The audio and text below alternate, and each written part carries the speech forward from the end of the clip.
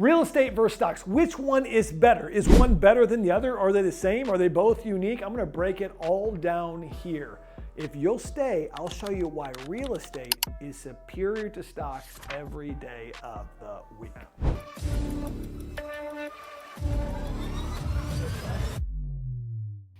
Hey guys, I'm Jay Lehman. I'm a licensed real estate investor and realtor here in Champaign, Illinois, and I'm here to help you understand the value of real estate, specifically in Central Illinois and beyond. And today, I want to answer a question that I get a lot. What's better, stocks or real estate? And it's an age-old debate. And unfortunately, many times we'll see articles in the media and in newspapers about, well, real estate makes this amount a year and stocks make this amount a year. And it's really hard to compare that because real estate makes money in 4 different ways. Stocks only make it in one way. And let's break down an apples to apples comparison as much as we can to see if you put your capital in one investment over 20 years compared to what happens if you put it in another investment. So let's take $200,000 worth of stock, pick your stock. Let's say it's the S&P index. Let's say that stock grows at 7.2% a year.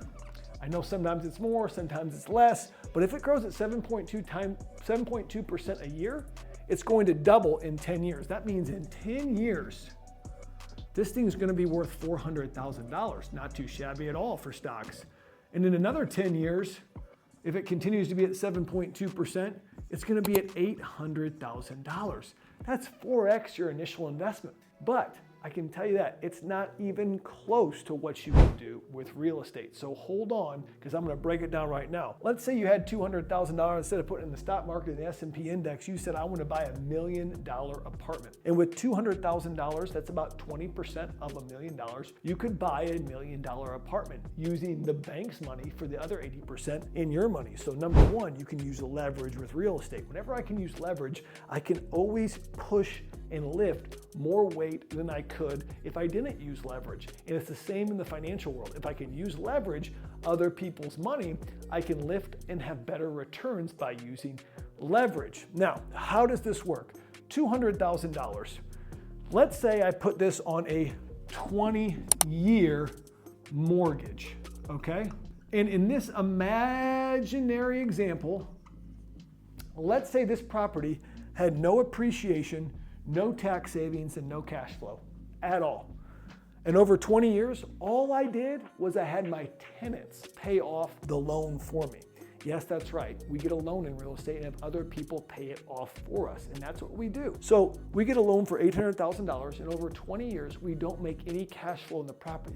All we do is break even and pay off the loan. And let's say, like I said, in this imaginary example, there is no appreciation, there is no tax savings, there is no cash flow. If I have $1 million property, it doesn't appreciate, and I finally get that loan paid off, well, then that property is worth $1 million in 20 years. Now, just with that, we can see that $1 million is 25% more than $800,000, and that's with your money doubling every 10 years in the stock market. That's the power of leverage, what we call the loan pay down in real estate. You have a 25% better return on your investment. But real estate is not like a vacuum like stocks where it's just one factor, right? There's 4 different factors. Not only is the loan pay down, which I just broke down, there's appreciation, tax savings, and my favorite, cash flow.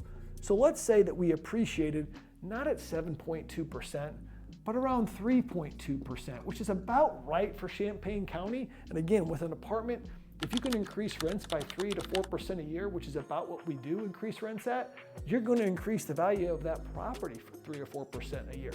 So if it increased at 3.2%, in about 20 years, your property is going to add another $1 million of value. This $1 million value is going to go to $2 million. So $1 million in appreciation, okay, on that property.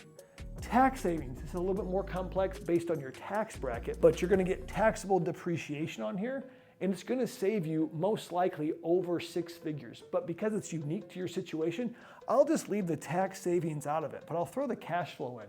Let's say that on average, you cash flow $50,000 a year. Now I'll tell you that you won't cash flow that immediately, okay? Because your rents are probably lower, but by the end, you're probably cash flowing $100,000 a year. So let's say on average, it's $50,000 a year. 50 times 20 years equals another $1 million worth of cash flow. Well, if I take $1 million property with $1 million appreciation and $1 million of cash flow, that's worth $3 million, guys. That's almost 4x, 400% more, about 360% more than what I could get in the stock market, because I was able to use leverage and take advantage of all 4 ways that you make money in real estate. What I also love about real estate is this. I know you're buying stocks in a company that you may or may not believe in, but in real estate, we get to provide for a basic human need. We get to make money by helping other people. And that's the best thing about real estate, is you provide a safe, affordable, clean place to live for someone who needs a roof over their head. And you're in a basic human need: food, clothing, shelter. And the benefit of being in a basic human need is the government will give you great tax savings to actually provide that need to people. You can take advantage of the appreciation, loan pay down, and of course the cash flow to build massive wealth through real estate.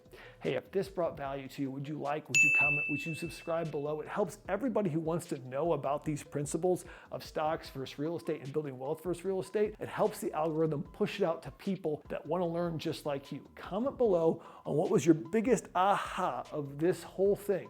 Was it the appreciation? Was it the loan pay down? Was it the cash flow? And let's go. Remember this, don't wait to buy real estate and wait.